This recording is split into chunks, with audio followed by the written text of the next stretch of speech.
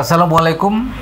গত ৮ বছর ধরে উদ্যোক্তাদের নিয়ে কাজ করতে গিয়ে আমি যে জিনিসটা দেখেছি সেটা হচ্ছে আমাদের অনেকেই উদ্যোক্তা হতে চান, নতুন করে স্বপ্ন দেখেন, বা একটা এনভায়রনমেন্ট তৈরি হয়েছে বাংলাদেশে যে আমি নিজে কিছু করতে চাই, এরকম একটা ভাবনা, এরকম একটা স্বপ্ন আমাদের তরুণ তরুণীদের মধ্যে তৈরি হয়েছে।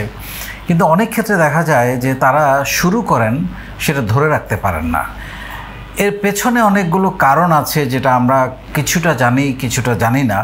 কমন কারণগুলোর মধ্যে হচ্ছে উনি ঠিকমতো লেখাপড়া না করে নেমে গেছেন, কাউকে কপি করতে গিয়ে নেমে গেছেন, বা উনি হয়তো মার্কেট স্টাডি করেন নাই কার জন্য প্রোডাক্টটা বানাচ্ছেন, তারা আসলে কোথায় থাকে, আপনি কাস্টমারটাকে ঠিকমতো সেগমেন্ট করতে পারেন নাই। এর বাইরে আমার কাছে যেটা মনে হয় সেটা হচ্ছে আরও যে 2-3টা বড় কারণ মনে হয়। একটা হচ্ছে প্রোডাক্ট কোয়ালিটি, মানে এটার ব্যাপারে খুবই গুরুত্ব কম আমি অনেককে দেখেছি। প্রোডাক্টটা কোয়ালিটি না হইলে আপনি মার্কেটে টিকবেন না, এটা একদম মাথার মধ্যে ঢুকাই ফেলতে হবে। তার মানে আপনাকে আসলে সৎ ব্যবসা করতে হবে, কমিটেড ব্যবসা করতে হবে। সো প্রোডাক্টের কোয়ালিটি হচ্ছে নাম্বার 1। নাম্বার 2 হচ্ছে প্রাইসিং।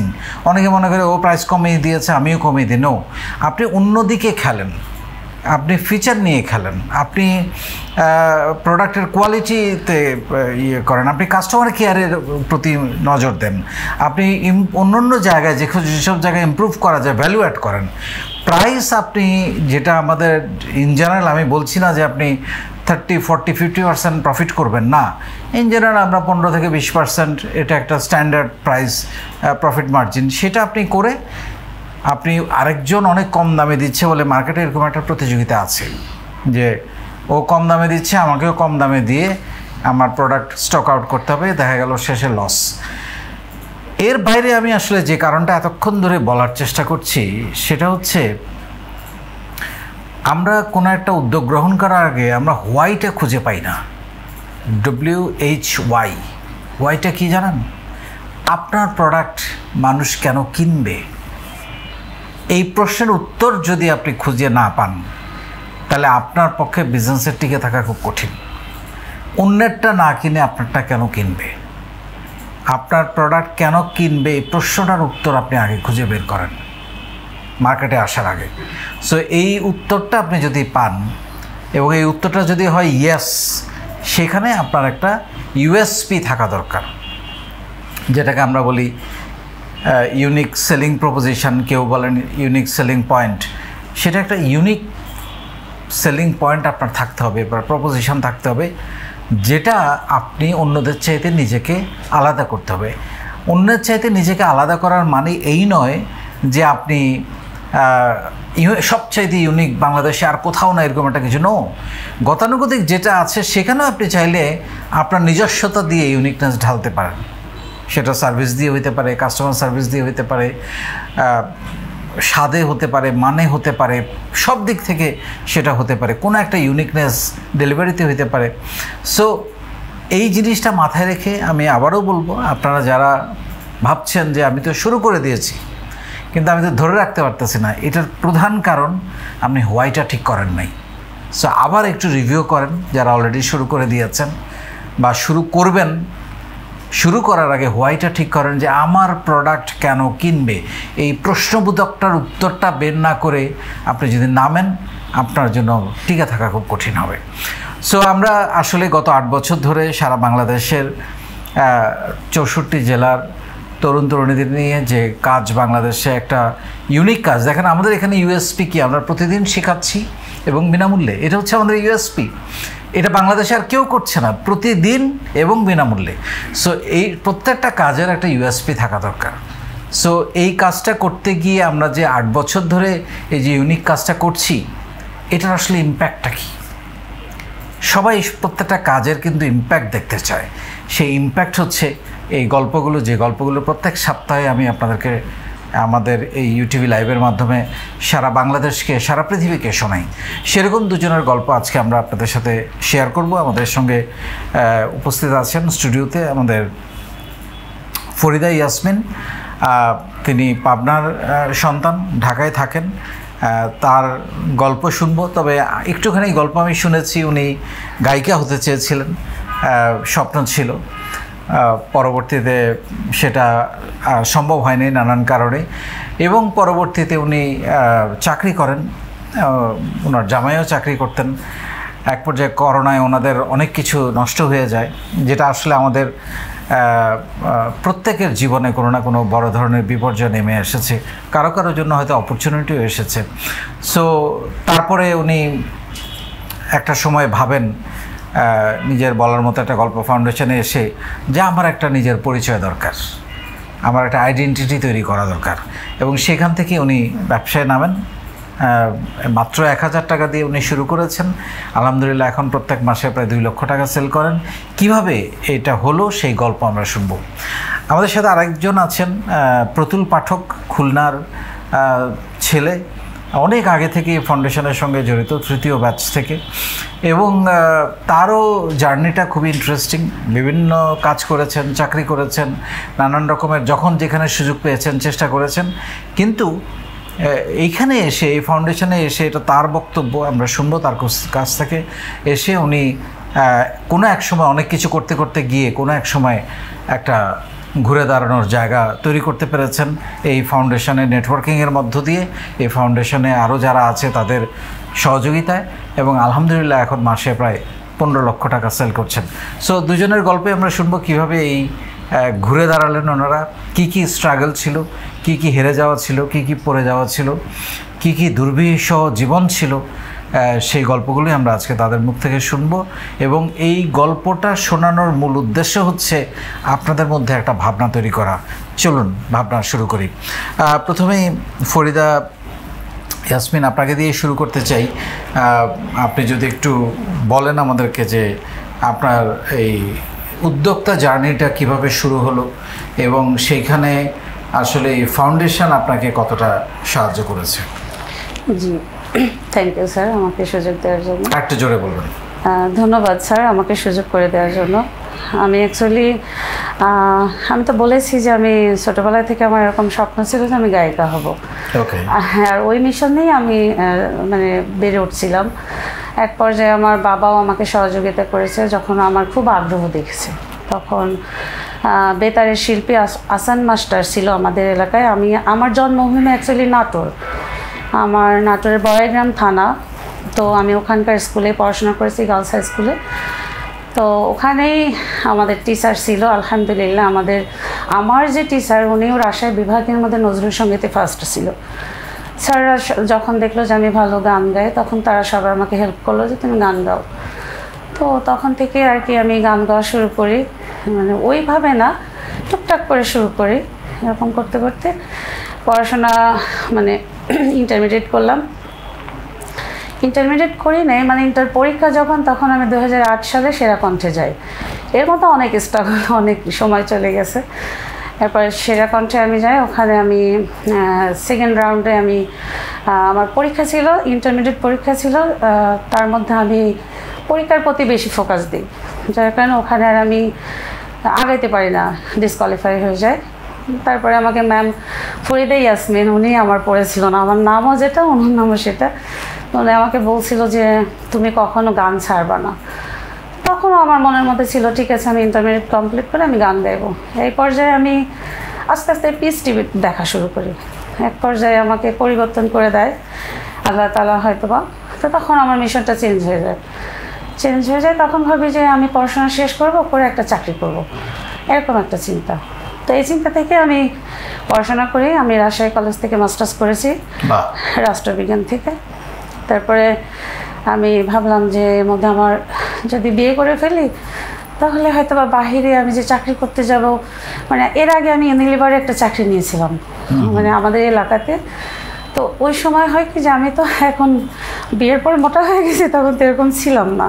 তো দেখা যায় যে জব করতে গেলে উপর লেভেলে যে সকল বস আসে, তারা দেখা যায় যে টার্গেট করে আমাকে বলে যে কোথাও একটা প্রোগ্রাম হলো, চলো যাই। তা আমি এগুলো পছন্দ করতাম না। তো ওই ধারণা থেকে আমি চিন্তা করেছি যে আমাকে যদি সহি পথে, মানে ইসলামিক পথে চলতে হয়, ভালোভাবে চলতে হয়, তাহলে আমাকে বিয়ে করতে হবে এবং আমার হাজব্যান্ড যেখানে জব করবে আমি সেখানে জব করবো। এরকম একটা টার্গেট আমি নেওয়ার পরে আমার হাজব্যান্ডের সাথে আমার পরিচয় হয়। উনি আমাকে জাস্ট পছন্দ করে বিয়ে করে নেয়।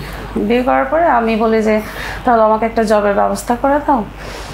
হ্যাঁ, তো কিছুদিন পরে উনি আমাকে, কিছুদিন না বেশ কিছুদিন পরে আমার একটা বাচ্চা হয়, আমার ছেলে হয়। ছেলে হওয়ার পরে আমাকে একটা জব নিয়ে দেয় ড্রাগ ইন্টারন্যাশনাল কোম্পানিতে, লিমিটেড কোম্পানিতে। এটা আমার উত্তরা 7 নম্বর সেক্টরে আমি জব করতাম, মার্কেট মনিটরিং অফিসার হিসেবে আমি ছিলাম। আমার হাজব্যান্ড ওখানে ছিল আইটি সেক্টরে ছিল। তো আমরা ওখানে দুজনে জব করছিলাম। একই কোম্পানিতে দুজন কাজ করছেন? একই কোম্পানি, কিন্তু আমাদের সেক্টর ছিল আলাদা। মানে যেমন আমি ছিলাম মার্কেট মনিটরিং, হ্যাঁ, ইউনিটে ছিলাম, আর আমার হাজব্যান্ড ছিল আইটি সেক্টরে। দুজনের প্রতিষ্ঠান আলাদা। মানে 7 নম্বর সেক্টরে একটা পার্ক আছে, পার্কের এই পার আর ওই পার, ওকে, এরকম। তারপরে আমরা দুজনে জব করছি।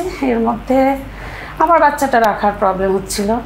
যাকে নিয়ে আসি কেউ ঢাকায় থাকবে না, আর আমি পরিচিত মানুষ ছাড়া আমি চাই না আমার বাচ্চাটাকে কারো কাছে রাখতে। এরপরে আমি আমার ফুফাতো বোনকে অনেক মানে অনুরোধ করে টাকা পয়সা দিয়ে ও যেটা চায় সেটা করে আমি রেখেছিলাম। আমি তখন উত্তরায় থাকতাম। উত্তরায় আমরা প্রায় 5 বছর ছিলাম। এরপরে আমার ফুফাতো বোন ও থাকবে না। এক পর্যায়ে কী করি, আমার ম্যামকে বললাম যে ম্যাম এরকম আমি তো পারছি না জব করতে, তো আমাকে মানে চাকরিটা ছেড়ে দিতে হবে। তারপরে ওনারা আমাকে অনেকটা সুযোগ দিয়েছে, 2-3 মাস পর্যন্ত সুযোগ দিয়েছে। এরপরে আমার বাসাটা মানে রাখার লোক না থাকার কারণে আমি চাকরিটা ছেড়ে দিলাম। তার মধ্যে করোনা, একদম সেই সময় করোনা হচ্ছে চায়নাতে শুরু হয়। আর আমি এখানে অফিস থেকে মানে ভীষণ টেনশনে পড়ে গেছি যে নিশ্চয়ই আমার এখানে চলে আসবে, মানে এরকম একটা আমার টার্গেট ছিল, কেন আমি জানি না। তো আমি এসে খুব টেনশন করছি, একদম আমার টেনশনটা সত্যি হয়ে গেল, সত্যি সত্যি এটা হয়ে গেল। এর মধ্যে আমার হাজব্যান্ডের শ্বাসকষ্ট, আমার হাজব্যান্ড আর অফিসে যেতে পারে না। তখন আমরা চেরাগালিতে ছিলাম, আমরা ওখানে চলে গেছিলাম, তার আগে বাসা চেঞ্জ করে চলে গেছিলাম। তো আমার হাজব্যান্ডের যখন ওরকম হলো, আমি তো একদম অবস্থা খারাপ। সেই সময় নতুন করোনা, কেউ কাউকে চেনে না, কেউ কারোর ঘরের থেকে বের হচ্ছে না, ভীষণ ভয় পড়ে গেলাম। আমি আলাদা রুমে শুইতাম, ওকে আলাদা কোয়ারেন্টাইনে রেখেছিল। তো তারপরে আমার হাজব্যান্ডের পরীক্ষা নিরীক্ষা করার পরে একটু লেট হয় ওনার ওই ইটা আসতে, পরীক্ষার যে ফলাফল ওটা আসতে একটু লেট হয়। এটার জন্যই ওনাকে হেড অফিস থেকে, তখন উনি আবার ড্রাগের হেড অফিসে ছিল, ওখান থেকে বলে যে আপনার রিপোর্টটা কেন আপনি আগে দিলেন না, আরও আগে আপনি রিপোর্ট দিতেন, আপনি অফিসে আসলেন না, রিপোর্টও দিলেন না, আপনার করোনাও হয়নি। তার মানে এরপরে যে আমার হাজব্যান্ডের ভাই আছে একজন, উনি বলতেছে যে আমার চাকরি দরকার নেই, আমার ভাই বেঁচে থাকলে যথেষ্ট, তুমি চাকরি ছেড়ে দাও। আমার হাজব্যান্ড চাকরিটা ছেড়ে দেয়, আমিও চাকরি ছেড়ে দিলাম, দুজনে চাকরি ছেড়ে দিয়েছি। এখন ঢাকায় কী করে থাকবো? তখন ভাবলাম যে কি করি, মানে এরকম হয়েছে যে আমার মনের মধ্যে দুষ্ট বুদ্ধি এসেছে যে আমি মরে যাই, এইভাবে চাকরি থাকবে না, গ্রামে যাব, সবাই হাসাহাসি করবে, এটা কেমনে হয়? এটা পসিবল না। কারণ আমার হাজব্যান্ডের সাথে বিয়ে হওয়ার আগে আমার ঢাকাতে মিরপুরে একটা বিয়ের মানে ফিক্সড ছিল, এরকম যে ছেলেদের 2টা বাড়ি ছিল ঢাকাতে। তো আমি ওটাকে অ্যাভয়েড করে আমি এটা বিয়ে করেছি। তো ওই টার্গেটটা আমার ছিল যে আল্লাহ আমি এই কাজটা করেছি, এখন আমি কীভাবে মুখ দেখাবো যায় যে আমার হাজব্যান্ডের চাকরি নেই, আমার নাই, আমরা কার কাছে যাব আল্লাহ। তো যাই হোক, আল্লাহ তাআলা এক পর্যায়ে আমাকে মানে শক্তি দিল, আমাকে ধৈর্য ধরার। এরপরে আমরা গ্রামে চলে গেলাম শ্বশুরবাড়িতে। ওখানে যাওয়ার পরে গ্রামে তো কেউ তুলবে না, ঢাকা থেকে করোনা সবার। তখন আমার একটা বড় ননদ আছে, উনি বললো যে যা হয় হবে, আমাদের বাসায় উঠুক। উনি আমাকে 10 দিন রেখেছিল এবং উনি আমাকে খাইয়ে পড়িয়ে তারপর আমার বাসায় নিয়ে এসে দিয়েছে যে করোনা যদি আগে হয় তা আমাদের হবে, আমরা মারা যাব, তোমাদের তো কোনো প্রবলেম হবে না। যাই হোক, পরবর্তীতে শ্বশুরবাড়িতে গেলাম। এর মধ্যে আমার হাজব্যান্ডের তো কোনো কাজ নেই, আমারও নেই। এখন আমার হাজব্যান্ডের যার জমানো টাকা ছিল ওটা দিয়ে আমাদের সংসার চলছে, এখন কিছুদিন চলছে। এর মধ্যে আমার হাজব্যান্ডের একটা ঢাকাতে জব একটা অফার আসে, ওনার যে অফিস থেকে জব চলে যায় ওই অফিসে আর একটা ওনার উপর লেভেলে যে ছিল উনি ওনাকে একটা জবের ব্যবস্থা করে দেয় বাইং হাউসে, যে আপনি জব করলে আপনি চলে আসেন। তখন আমার হাজব্যান্ড আমাকে জিজ্ঞেস করলো যে আমি যাবো কিনা, তো হ্যাঁ যাও। এরপর আমার হাজব্যান্ড ঢাকায় চলে আসে, আমি গ্রামেই থেকে যাই, কারণ আমার তো পসিবল না, আমাকে নিয়ে আসতে পারবে না সে ফার্স্টে। আর তারপরে আমি ওখানে থেকে যাই, এর মধ্যে আমি আবার কনসেপ্ট করে ফেলি। এইটা এখন অবস্থা আরও খারাপ। এর মধ্যে আমি মানে ওখানে চলতেই পারছি না, এমন একটা অবস্থা যে আমি কীভাবে কী করবো, শ্বশুরবাড়িতে থেকে একাকিত্ব রুমে থাকতে হয়, মানে একটা ভয়, একটা আশঙ্কা কাজ করতেছিল, আর মানে টেনশন খুব কাজ করে, মাঝে মাঝে মনে হয় আমি মরে যাই, এরকম ভয় একটা কাজ করতো। তখন আমার হাজব্যান্ড বললো যে তোমার এখানে থাকার দরকার না, তুমি বাবার বাড়িতে চলে যাও। তারপরে বাবার বাড়িতে চলে গেলাম। এরপরে আমি বুঝলাম যে মানুষ কেমন, অর্থ না থাকলে মানে পজিশন না থাকলে মানুষ কেমন হয়। খুবই স্বাভাবিক। খুব কাছের মানুষদের আমি খুব কাছে থেকে দেখছি, ইভেন আত্মীয় স্বজন, পাড়া প্রতিবেশী যারা খুব ভালোবাসতো, যারা আমাকে দেখলে ভীষণ সম্মান করতো। আমি এক সময় খুব গান গাইতাম, আমার আমার আমার চুল সেই সময় 2008-এ আমার গোল্ডেন ছিল, সে সময় আমার হাত পায়ে বড় বড় নখ, মানে আমার অন্যরকম একটা অবস্থান ছিল সে সময়। আমাকে সবাই খুব তখন ভালোবাসতো। যখন আমার এই পজিশন, তখন আমাকে যেন যারা খুব সম্মান করতো তারা যেন আমাকে দেখলে চিনতই না।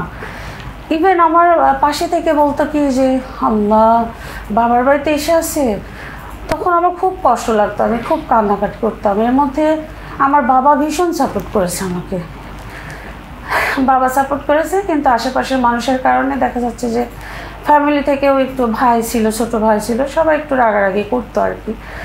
এক পর্যায়ে আমার বাচ্চা কনসেপ্ট করছিল, সেটা হলো, ওখানে কষ্ট করেছিলাম, মানে আমি পুরো সময়টা আমি একা কাটিয়েছি।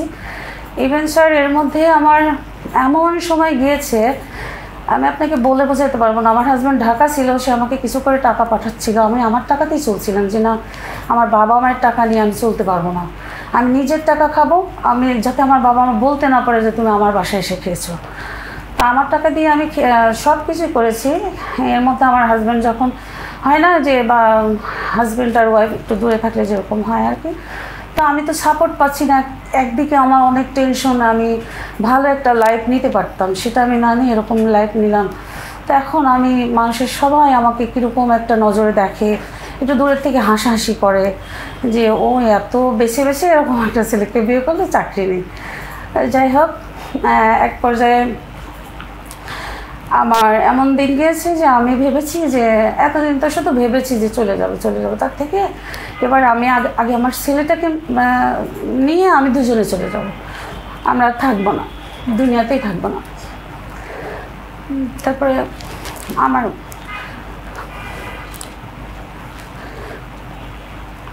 আমার বাচ্চাটা আমাকে বলে যে আমি জান, আমার বাচ্চা আমাকে আমি জান বলে, বলছে আমি জান মেয়ের আমি দুজনে বেঁচে থাকি, আমাকে মেরো না।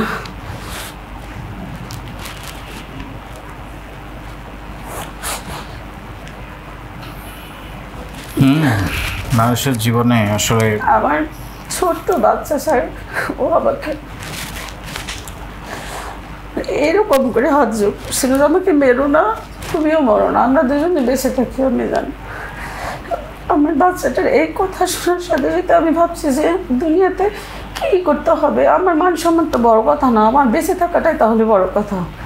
আমার ছোট্ট বাচ্চা, ও এতটুকু মানুষ ঠিক হাত জোর করে আমাকে বলছে যে আমাকে মেরো না, তুমিও মরো না, আমরা বেঁচে থাকবো।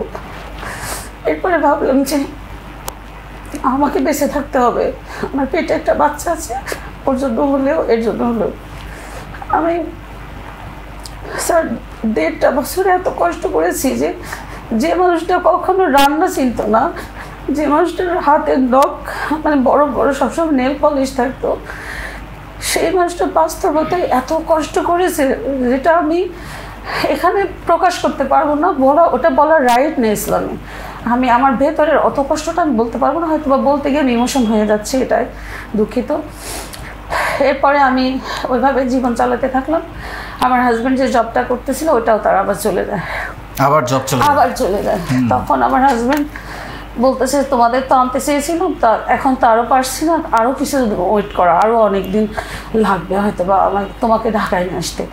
এক পর্যায়ে আমি আর আমার ছেলে আর আমার পেটের সন্তান ছোট মেয়েটা ও হলো, ওকে হসপিটালে হলো, সিজারে হয়েছে আমার মেয়েটা, ছেলেও সিজারে মেয়েটাও সিজারে।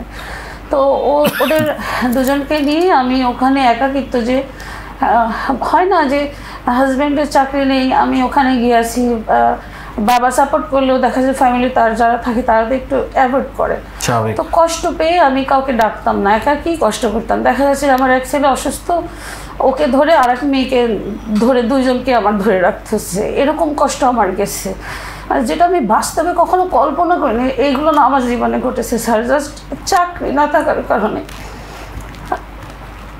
তারপর কি হলো? তারপরে আমি ওখান থেকে আরো বেশ কিছুদিন প্রতিদিন ক্যালেন্ডার দেখতাম যে আজকের পরে কয়দিন গেলে আমার হাজব্যান্ড আবার আসবে, আর আমাকে আজকের পরে আর কয় মাস গেলে আমার হাজব্যান্ড আমাকে নিয়ে যাবে। এক পর্যায়ে আমার হাজব্যান্ডের চাকরি চলে গেল, এরপরে সে আর একটা চাকরি পেল। আর একটা চাকরি পাওয়ার পরে এর ভেতরে স্যার অনেক ঘটনা আছে, যে ঘটনা আমার জীবনে এত বড় আঘাত দিয়েছে যেটা আমার বলার রাইট এই দুনিয়াতে নেই। এটা পার্সোনালি বুঝতে পারছেন, এরকম একটা দূরত্বের কারণে একটা ঘটনা ঘটে যায়। এরপরে আমি নিজেকে সামাল দিই, মানে তখন আমি বুঝতাম না। আমি চলে আসি ঢাকাতেও সহজে সে আনতে চায়নি। আমি যখন বললাম যে আমার বাচ্চাটা স্কুলে পড়বে, ওর তো বয়স চলে যাচ্ছে, আমাকে ঢাকায় নিয়ে চলো, যাই হোক ও আমাকে নিয়ে আসলো। নিয়ে আসার পরে আমাদের ভালোই চলছে, বাইং হাউসে চাকরি, খুব ভালো চলছে।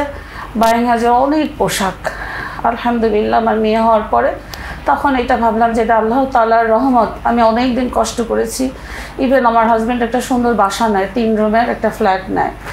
তখন আমি আল্লাহ তাআলার কাছে মানে সেজদায় বলি যে হে আল্লাহ, তুমি বড় পরিকল্পনাকারী, তুমি যে কখন কারে কী করো সেটা তুমিই ভালো জানো। হয়তো আমি এতদিন কষ্ট করেছি, এই জন্য তুমি আমাকে একটা গিফট দিয়েছো, আমার মেয়েটা আমার জন্য একটা গিফট, আমি এটা ভেবেছি। তারপরে আমি বাসাতে উঠলাম, ওঠার 3 রুমের ফ্ল্যাটে উঠলাম। ওঠার পরে তখন আমি মোবাইলে স্ক্রল করছি, তখন আমি আপনাকে দেখতে পাই। ফার্স্ট আমি আপনাকে তখন দেখি, এর আগে খেয়াল করে নাই ওইভাবে। যখন আপনি বলছিলেন যে আপনার বাবার আছে, আপনার হাজব্যান্ডের আছে, মানে সবার আছে, আপনার কি আছে, আর আজ করব কাল করব এরকম করে করে আপনারা বসে না থেকে আজকে থেকে শুরু করুন। ওই যে আপনার ওই কথাটা শুনেছি, তখন আমার মনে হয়েছে কী ব্যাপার, আমি তো ছোটোবেলায় থেকে খালি এটাই ভাবি। আমি অনেক প্রশিক্ষণ নিয়েছি, অনেক কিছু মানে আমার জানার আগ্রহ প্রচুর, যে এই জিনিসটা কেমনে হয়, এই জিনিসটা কেমনে হয়, এগুলো আমার জানা লাগবে, এটা করি আর না করি আমার জানতে হবে। তো তখন আমার মনে হবে আসলেই তো আমি তো অনেক কিছু প্রশিক্ষণ নিয়ে আমি শুধু বসে আছি, প্রতিদিন ভাবি যে আজ করবো কাল করবো পরশু করবো, এরকম চিন্তা করতে করতে আমার দিন চলে যাচ্ছে, আমি কিছু করতে পারছি না। এদিকে আমার 35 বছর বয়স হয়ে গেছে। তখন আমি ভাবতাম যে তোর বয়স তো হয়ে গেছে, আর কবে করবো, এরকম চিন্তা লাগতো। ঠিক আপনার ওই কথা শোনার পর আমি আমার হাজব্যান্ডকে অনুরোধ করলাম যে আমাকে আজকের মধ্যেই এক্ষণে তুমি আমাকে 3 পিস কিনে দেবা। তখন আমার মাথায় আসলে 3 পিস নিয়ে কাজ করবো, এটা একটা মানে কমন একটা জিনিস, এটা চিন্তা করলাম। এরপর আমার হাজব্যান্ড আমাকে 25,000 টাকা দিল, ইভেন একটা ফোন কিনে দিল, ভালো একটা ফোন কিনে দিল, আর যা যা লাগে দিয়েছে। ওর কথা মানে এটাও আমাকে হেল্প করেছে। তারপর আবার সাথে গিয়ে 3 পিস কিনে নিয়ে এসেছে। এখন আমি 3 পিস নিয়ে আসবো, আমি পর্দা করি, আমি সামনে এসে লাইভ করতে আমার খুব বিব্রত লাগে, যে আমি লাইভ করতে গেলে হাত পা উঁচু করে করে দেখাতে হয়, মানে ওটা আমার জন্য পসিবল না, আমার জন্য খারাপ লাগতো। এর মধ্যে আমার মধ্যে একটা জিনিস কাজ করতো যে আমার হাজব্যান্ড চাকরির পাশাপাশি এর মধ্যে যে আমার মেয়েটা হলো, আমার মেয়ে হওয়ার সাথে সাথে আমার হাজব্যান্ড, এটা আমি মানে স্কিপ করে গেছি। আমার মেয়ে হওয়ার সাথে সাথে আমার হাজব্যান্ড পাবনার বিখ্যাত প্যারা সন্দেশ, ওই প্যারা সন্দেশ ও কার্পণ্য না করে সব থেকে ভালো মিষ্টিটা কয়েক কেজি যেন ও নিয়ে এসে ওর অফিস কলিগদের খাইয়েছিল। এখন প্রত্যেকটা অফিস কলিগ ওই মিষ্টিটা খাওয়ার পরের দিন থেকে খালি বলে কি যে ভাই ওই মিষ্টিটা একটু এনে দেওয়া যায় না, ভাই ওই মিষ্টি এনে দেওয়া যায় না। তখন আমি বললাম যে আচ্ছা, মানুষের যদি এত আগ্রহ হয় তাহলে তুমি এটা নিয়ে বিজনেস করো না। তখন ও বললো যে এটা নিয়ে বিজনেস কেমনি করবো, ওরা তো কয়েকজন চেয়েছে। তখন আমি বললাম কি ওরা কয়েকজন চেয়েছে, ঠিক আছে তুমি একটা দোকানে দাও, এটা তো দোকানে দেওয়া যায়। তখন ও আমার কথাই শুনে 1,000 টাকা দিয়ে ও মিষ্টি কিনে নিয়ে আসে। মিষ্টি কিনে নিয়ে এসে ও প্রথমে উত্তরা না, ওই যে উত্তর বাড্ডার ওইদিকে বাড়িধারে যে ব্লকের একটা দোকান আছে, সেই দোকানে ও মিষ্টি দেয়, বক্সে মিষ্টি দেয়। যে বক্সটা আমি আপনার জন্য নিয়ে এসেছি, ওই বক্সে মিষ্টি দেয়। ওই মিষ্টি দেওয়ার সাথে সাথে ওই দোকানদার পছন্দ করে, মানে যারা খায় তারা সবাই খুব পছন্দ করে। বলে যে এটা কোথায়কার মিষ্টি, এই মিষ্টিটা আমাকে এনে আবার দেবেন এরকম করতে করতে তো একটা দুইটা করতে করতে এখন আলহামদুলিল্লাহ 60-70টা দোকান আমাদের হয়ে গেছে। বাহ, ভেরি গুড। দোকান হয়ে গেছে। এর মধ্যে আমি ভাবলাম যেহেতু আমি 3 পিস আমার প্রবলেম হচ্ছে, তাহলে আমি এক কাজ করি, আমার হাজব্যান্ডের যে মিষ্টি ওটাকে আমি অনলাইন করি। আর ওই যে আপনার কথায় আমি অনুপ্রাণিত হয়ে আপনার ওখানে আমি তো জানি না কীভাবে রেজিস্ট্রেশন করতে হয়, এই জিনিসটা আমি জানি না। তখন ওই যে আমার কৌতূহল, আমি কি করে ভেতরে ঢুকে মেল আপনার যা কিছু আছে সব কিছু বের করে ভাইয়ার কাছে আসছি, নীরব ভাইয়ের কাছে এখানেই এসেছি। এসে মানে এখানে যুক্ত হওয়ার আগে আমি ভাইয়ার কাছে এসেছি। তখন ভাইয়া আমাকে আমার হাজব্যান্ডকে বলে দিল, ভাইয়া তো খুবই আন্তরিক, আমার হাজব্যান্ড আইটি ইঞ্জিনিয়ার, উনি শোনার সাথে সাথে উনি খুবই আমাদের সাথে ভালো ব্যবহার করেছে এবং উনি বুঝিয়ে দিয়েছে যে আপু আমি কি করে দেবো কাজটা। তখন আমি বললাম না, আমি যখন এত কষ্ট করে বের করেছি আমি আপনি থেকে করে দিব না, আপনি আমাকে শুধু বলে দেন যে আমি কোন গ্রুপটায় অ্যাড হব। মানে গ্রুপ তো অনেক আছে, আমি অরিজিনাল গ্রুপটা চাই, রেজিস্ট্রেশন আমি নিজেই করব। আমি যেহেতু বের করেছি, ইভেন আমি এইভাবে বের করেছি যে ইউটিউবে লাইভে কি রেজিস্ট্রেশন চলে, এগুলো নিজের মতো করে বের করেছি। করে তার জন্য আমি আর ভাইয়ার থেকেও নিই নাই, ভাইয়ারও এটা মানে আমি করব না, আমি নিজে করব। এরপরে বাসায় গিয়ে আমি নিজে করেছি স্যার। নিজে করার পর এখন আমি আর জানি না যে এখানে কী করতে হয়, ক্লাস করতে হয় না স্যার কীভাবে ট্রেনিং দেয়, এই জিনিসটা তো আমি জানি না। এরপরে আমি আর কী করবো, 26তম ব্যাচ বসে আছি। এরকম বসে থাকতে থাকতে আবার আপনার ভিডিও এরকম আসে সামনে। তখন ভাবলাম যে না, স্যার এত করে যখন বলতেছে, আমি এখানে রেজিস্ট্রেশন এত কষ্ট করে করলাম, বসে আছি, আমি আরেকটু কষ্ট করি না, তাহলে হয়তো বা ঢুকতে পারবো। এরপর আমি কী করলাম, আপনাদের ওই গ্রুপে ঢুকে আমি দেখি কি যে আমাদের নাটোর বা পাবনার কোনো মানুষ আছে কি না। তাদেরকে পেয়ে আমি আঞ্জুমান আরা নামের একটা মেয়েকে পাই, আপুকে পাই নাটোরের। আপুকে অনুরোধ করি যে আপু এটা কি এই ফাউন্ডেশনে কি যুক্ত হওয়া যাবে। তখন আপু বলে আপনি বাসা কোথায়। আমি বলছি যে আমার বাসা তো বাবার বাড়ি নাটোরে, শ্বশুর বাড়ি পাবনা। তখন আপু বললো ঠিক আছে। এই বলে জিয়াউর রহমান ভাইয়া আছে, ওনার বাড়ি হলো আমার নানা বাড়ির সাথে। তো জিয়া ভাইয়া বলল মানে এটা খুব ইন্টারেস্টিং ব্যাপার, এই যে মানুষগুলোকে তো আপনারা চিনতেন না, কোথায় জিয়া, কোথায় আপনি, কোথায় নাটোর, কোথায় পাবনা। এনিওয়ে মানে এই যে এটার মধ্য দিয়ে যে একটা নেটওয়ার্ক তৈরি হলো, আপনাদের পরিচয় তৈরি হলো, যার মধ্য দিয়ে আপনারা আস্তে আস্তে এগিয়ে যাচ্ছেন। আমি শুনবো আপনার কাছ থেকে যে আপনি কিভাবে মাসে 2 লাখ টাকা ঘরে বসে সেল করছেন, সেই গল্প আমরা শুনবো। তার আগে একটু প্রতুলের কাছে যেতে চাই। প্রতুল, আপনার গল্পটা একটু শুনতে চাই, এরকম করে যে খুলনা থেকে journey from Khulna to Dhaka, এবং খুলনায় আপনি আমি শুনেছি অনেক কাজ করেছেন, চাকরি করেছেন,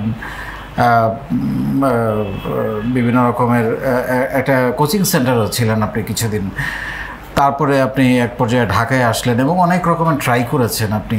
সেগুলা আমি সবসময় বলি, যেমন আমার জীবনেও আমি যখন ব্যবসা করতে যাই, প্রথম 3টা বিজনেস আমার ফেল করেছে, 4র্থটা আমার যে সাকসেসফুল হয়েছে, যেটার বয়স এখন 22 বছর। এরপরে আরও কিছু কিছু ইনিশিয়েটিভ নিয়েছি। তো এই যে জার্নিটা একটু বলবেন, এবং সেইখানে আমি আসলে যেটা জানতে চাই সেটা হচ্ছে এই ফাউন্ডেশন আপনাকে কিভাবে সাপোর্ট করেছে এই অগ্রগতির পথে, আর আপনি যখন যেটা করতে গেছেন ফেল করেছেন, আপনি হতাশ হন নাই, আবার ঘুরে দাঁড়ানোর স্বপ্নটা কীভাবে দেখেছেন? থ্যাংক ইউ স্যার আমাকে আজকে সুযোগ দেওয়ার জন্য, অ্যান্ড থ্যাংক ইউ যারা আমার এই জার্নির সাথে সবসময় সাথে ছিলেন। নর্মাল স্যার, আমার যখন স্টুডেন্ট লাইফে ছিলাম তখন এই যে কাজগুলা, খুলনা শহরে আসলে কাজের অপরচুনিটি খুব বেশি ছিল না। 2007 সালে এসএসসির পরে যখন আমি এইচএসসির জন্য প্রিপারেশন নিই, তখন থেকেই খুলনাতে থাকা, আর থাকার সুবাদে আমি যখন যে ধরনের সুযোগ হতো বন্ধুদের সঙ্গে বিভিন্ন কাজের, কখনো কখনো ক্লাবগুলোতে আমি ক্যাটারিংয়ের কাজ করতেও গেছি। তো ডেস্টিনেশন ছিল না যে অ্যাকচুয়ালি কী করবো, তো বন্ধুরা গেছে, আমিও গেছি। এরকম করতে করতে আবার যখন ইন্টারমিডিয়েট শেষ হলো, অনার্সে অ্যাডমিশন নিলাম, তখন উদ্ভাস কোচিং সেন্টার খুলনাতে প্রথম যায়। তখন আমার এক বন্ধু, যেহেতু খুলনার পরিচালক ছিল, উনি ওর ওই লিফলেটগুলো বিলির কন্ট্যাক্ট নিত, মানে উদ্ভাস প্রচুর পরিমাণ লিফলেট বিলি করতো পরীক্ষার শেষ হলে গেটে। তো আমিও ওই কাজে যাই 50 টাকার বিনিময়ে, এবং রিক্সা ভাড়া 30 টাকা। এই কাজগুলো 2 বছর করলাম, মানে শুধু পরীক্ষার 10-11টা দিন। তৃতীয় বছরে কি আমার ওই বন্ধু আর এই কাজটা করে না কোনো কারণে। তো যেহেতু মালিক পক্ষের সাথে কাজ করতে করতে পরিচয় হয়ে গেল, তখন আমাকে বললো যে তুমি এই কাজগুলো তুলে দাও। এই পড়াশুনোর সময় মানে এসএসসি সময় আমার বন্ধুবান্ধবের সংখ্যা অনেক বেশি ছিল। তো তখন আমি ওই প্রায় 40-50টা কলেজের লিফলেটগুলো বিলি করে দিতাম, বিনিময়ে ওদের যে টাকাগুলো আসতো এবং আমি যে কিছু টাকা বেশি পেতাম এই কাজটা করার জন্য। অভ্যাস অনেক গিফট দিত। ওদের একটা গেঞ্জিতে এরকম লেখা ছিল, বড় হওয়ার প্রচণ্ড ইচ্ছাই মানুষকে বড় করে তোলে। এটা আসলে আমার ভিতরে খুব গেঁথে গেল। কিন্তু বড় কিভাবে হতে হবে এটার অ্যাকচুয়ালি কোনো প্ল্যানিং করতাম না, কোনো ধরনের স্টাডি করতাম না এটা নিয়ে। শুধু আমার বড় হতে হবে এটা। আমি কিন্তু খুব বেশি আমার ফ্যামিলি মধ্যবিত্ত ফ্যামিলি থেকে, নিম্ন মধ্যবিত্ত ফ্যামিলি থেকে উঠে আসা। বড় আমাকে হতে হবে, এই যে স্লোগানটা আমি সারাক্ষণ এটা আমার মাথার ভেতর ঘুরে বেড়াতো। মাস্টার্স শেষ হতেই আমি 15 সালে মাস্টার্স শেষ করি, 16 নভেম্বরে আমি একটা চাকরিতে জয়েন করি। এটা আমার এক বন্ধু আমাকে ডেকে চাকরি দেয়, যে একটা অস্ট্রেলিয়ান কোম্পানি, আমাকে বলে যে ঠিক আছে চাকরি করবি কিনা। তো প্রথমত আমি একমাত্র অপশন ছিলাম। পরে যখন জয়েনিংয়ের সময় আসলো 2টা অপশন তৈরি হয়ে গেল, মানে আরও 2জন, সে খুলনা ইউনিভার্সিটির, আমি ন্যাশনাল ইউনিভার্সিটি। তো ইন্টারভিউ ফেস করলাম, একজনকে নিবে। আমি একটু চিন্তা করলাম নিবে কি নিবে না। পরবর্তীতে কিছুদিন পরে রেজাল্ট বললো যে 2জনকেই নিবে। ঠিক আছে, আর আমি 6,000 টাকা বেতনে চাকরি দিয়ে ক্যারিয়ার শুরু করি। 2 মাস পরে আমার বেতন 9,000 হয়, আর 3 মাস পরে আমার বেতন 12,000 টাকা হয়, এবং 1 বছরের ভিতর আমি ব্রাঞ্চের দায়িত্ব নিয়ে নেই। আর এটার পেছনে আমি প্রচুর কাজ করতাম। মানে আমাকে অনেককে কাজে বললে অনেকের মানে মন খারাপ হয়ে যেত। আমার 7টা থেকে 3টা ছিল অফিস টাইম, শনি এবং রবি ছিল 2 দিন ছুটি। তো বস যখন অতিরিক্ত কাজ করতে বলতো অনেকেরই ভালো লাগতেছে না, আজকে একটু পরিবারের কাজ আছে, আমি সব বাদ দিয়ে কাজ করতাম। এবং যেটা বলতে আমি পারতাম না, ইউটিউব দেখে বিভিন্ন মানে এক্সেলের কাজ, স্মার্ট শিট বলে একটা জিনিস ছিল, সেটা আমি ইউটিউব দেখে দেখে, এটা অস্ট্রেলিয়ার লোকজন বেশি ইউজ করে বা বাইরের লোকজন হয়তো করে, অন্য কোনো দেশ করে কিনা জানি না। তো ওইটা দেখে আমি অনেক অ্যাডভান্স লেভেলের ফর্মুলা টুলা এগুলো অ্যাড করা শিখে গেলাম। তো তারপরে আমার এক যে বন্ধু ছিল উনি অন্য ব্যবসায় শিফট হয়ে গেল, আমাকে পুরো ব্রাঞ্চের দায়িত্ব দিয়ে দেয়। এটা 2018 সালের শুরুর দিকের ঘটনা।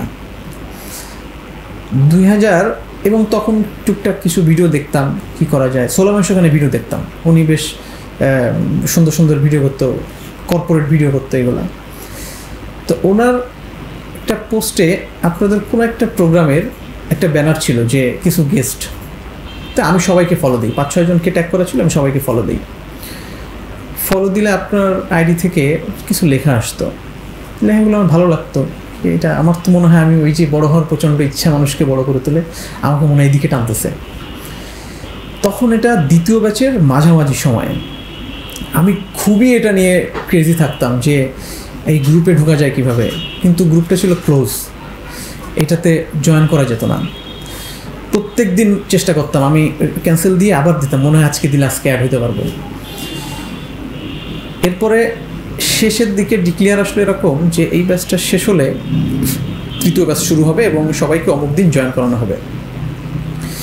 এবং শেষের দিকে আসলে দেখতাম যে কিছু কিছু টাস্ক আপনি দিতেন স্যার, যে আপনারা গাছ লাগান, আপনারা কিছু অসহায় লোককে খাওয়ান, কিছু রক্ত দেন, এই কাজগুলো করতো। এবং যারা করতো আমি প্রত্যেককেই চিনি, নাম বললে আমি 100 জনের নাম বলতে পারবো 2য় ব্যাচের যারা। তো এইগুলো আমার মনে হতো কি, এটা আমার তো মনে হয় আমি একটা গেটওয়ে পেয়ে গেছি, যে আমার প্রচণ্ড ইচ্ছা যেটা, আমি তো বড় হতে চাই, এই গেটওয়ে মনে হয় আমার এটা। এবং যখন থেকে জয়েন হওয়ার পরে এই যে পোস্ট, এবং আমি প্রচুর কমিউনিকেশন শুরু করলাম। আমি জয়েন করার মনে হয় 1 মাসের মধ্যে আমার 64 জেলায় আমি সবার সাথে যোগাযোগ করে ফেললাম, অনেকের সাথে যোগাযোগ, মানে প্রত্যেকটা জেলায় আমি এখন আমার ওই সময়ের একজন করে লোকের কন্ট্যাক্ট নাম্বার আমার কাছে আছে। 2018 সালের শেষের দিকে যখন আমি জয়েন হলাম, তখন এই সেশনগুলো শেষ হয়, বিভিন্ন টাস্ক আপনি দিলেন, সেই টাস্কগুলো আমিও করতাম। এবং আমার অফিস শেষ হলে আমি চলে যেতাম না, আমি 7টা পর্যন্ত কাজ করতাম, 3টা শেষ হলে আমি 7টা পর্যন্ত কাজ করতাম। আমি যখন যেতাম ইজিবেকে বসে বসে আপনার সেশন পড়তাম, না ভিডিও দেখতাম, এটা অন্যরকম পাগলামি কাজ করতে ভেতরে, এবং আমি কোনো কিছুই মানতাম না যে আমি তো এটা আমার করতেই হবে, এটা আমাকে পড়তেই হবে, এইটা আমাকে দেখতেই হবে। আমার কোনো আশপাশের কে কী চিন্তা করবে এই জ্ঞান আমার তখন ছিল না, থাকতো না। 2018 সালের সেশন শেষ হলে আপনি বলতেন যে এখন এই সেশন শেষ না করে ভালো করে এই প্রত্যেকটা সেশন শেষ হলে ব্যবসা সম্পর্কে একটা ভালো ধারণা পাওয়া যাবে, তারপর আপনি শুরু করতে পারবেন। তো আমি 90 দিন এভাবে পড়ে থাকলাম। এই 90 দিনের মাঝখানে বিভিন্ন জিনিস সম্পর্কে কোয়ারি করতাম যে আমি অ্যাকচুয়ালি কী করতে পারি।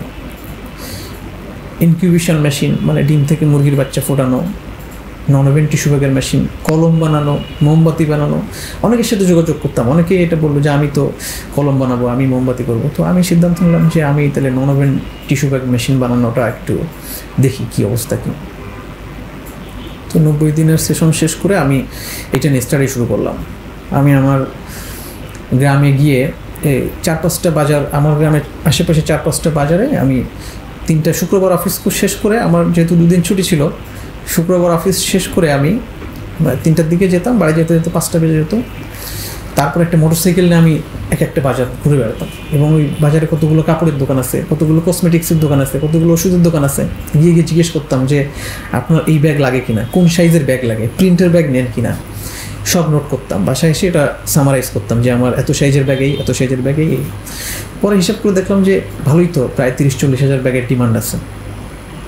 তারপরে মেশিনের সোর্সিং শুরু করলাম, ইউটিউব দেখলাম, নবপুরের মেশিন দেখলাম কোথায় পাওয়া যায়, সেমি অটো মেশিন। ওইটা আমি কন্ট্যাক্ট করলাম যে ঠিক আছে তাহলে এই মেশিনে নিব। প্রায় 1.5-2 লাখ টাকার মতো খরচ হবে। আমাকে আমার কোম্পানির ওই প্রতিষ্ঠানের মালিক খুব পছন্দ করতো। আমি বললাম যে আমি ব্যবসা করবো, আমার 1.5 লক্ষ টাকা লাগবে লোন। বললো ঠিক আছে, নিলাম 1.5 লক্ষ টাকা। আমার বাবার থেকে 20,000 টাকা নিলাম।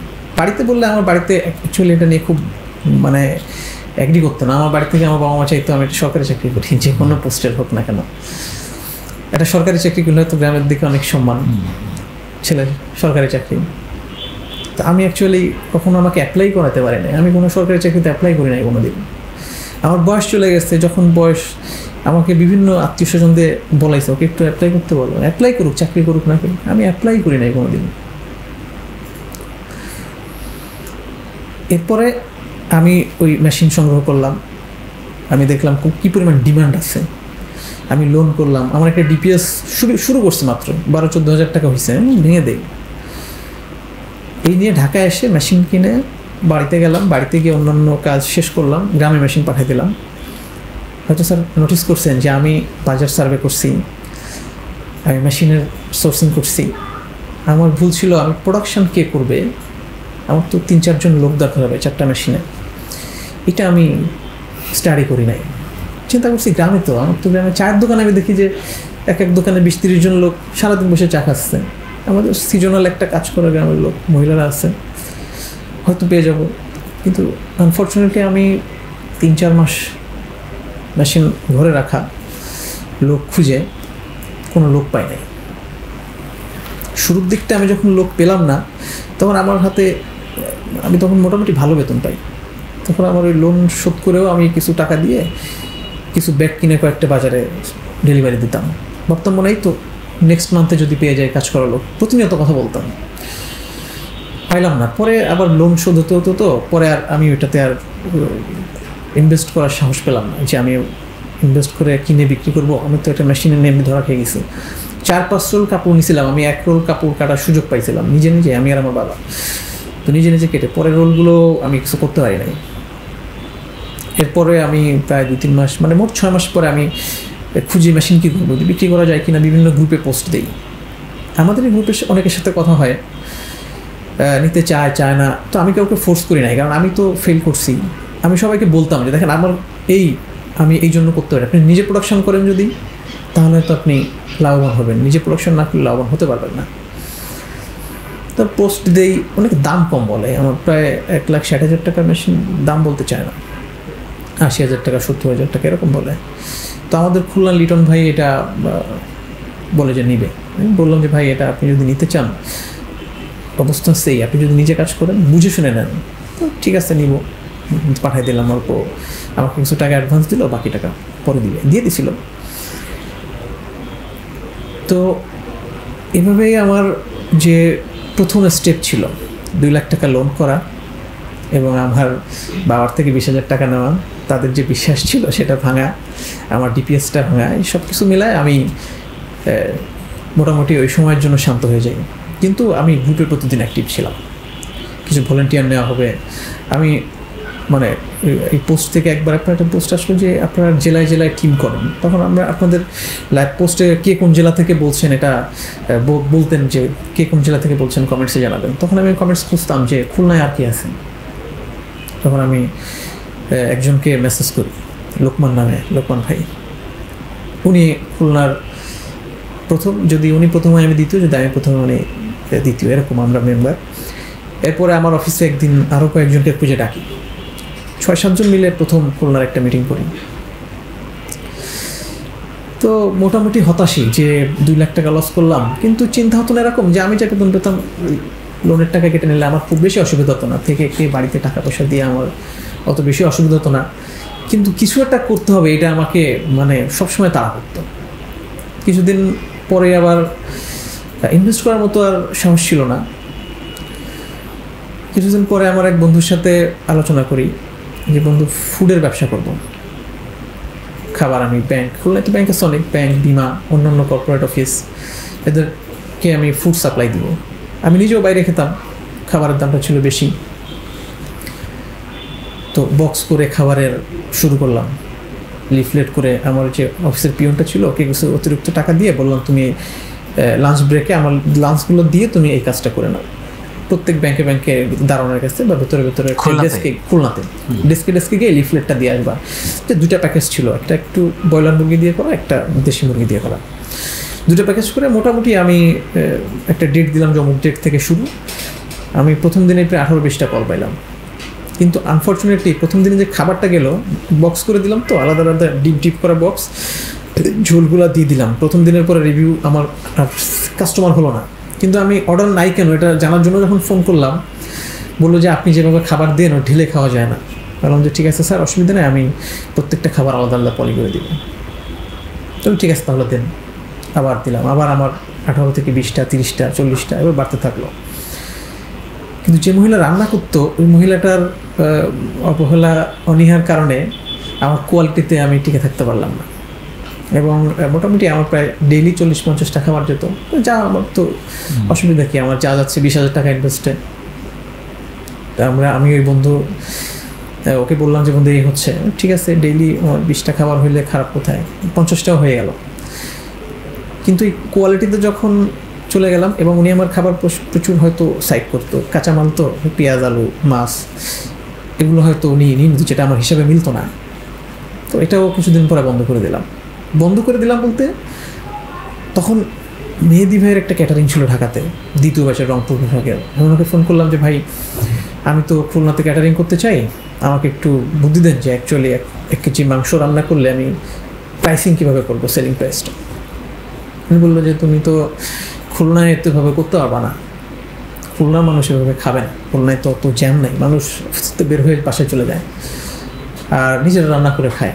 তুমি তো ইভেন্টের সাথে কন্ট্যাক্ট করো, যদি ইভেন্টাররা তোমার কাছ থেকে খাবার নেয় তুমি তাহলে ইভেন্টে খাবার দিতে পারবা।